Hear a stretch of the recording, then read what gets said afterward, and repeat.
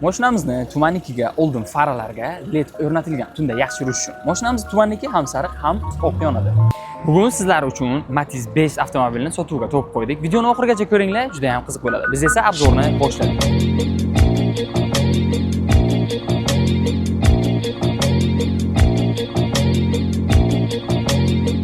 Mashinamiz yilga keladigan bo'lsak, 2010-yil. Kraskasi orqa passajir tomon va oldin Krelo shofer tomonda kraskasi bor dedilar egalari. O'zlari uchun ham tekshirib olasizlar.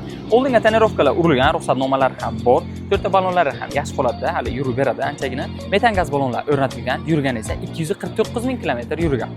Mashinamizni tumanikiga oldin faralarga led o'rnatilgan tunda yaxshi yurish uchun. Mashinamiz tumaniki ham sariq, ham oq yonadi. Mashinamiz bez 4 ta stiklopodiyoniklari elektron. Salon qismida pastdagi podsvetkalar o'zgartirilgan, kolonka, magnitofon qo'yilgan, bu yerda bar bor, chexol poliklar o'rnatilgan, video registrator ham bor. Xullas mashinamizning salon qismi ham shinam holatda. Mashinamiz ko'rib turganingizdek yaxshi holatda turibdi. Narxi esa egalari $3,500 so'rashyapti. Pastga nomerlarni qoldiramiz, yana kelishtirib beradilar.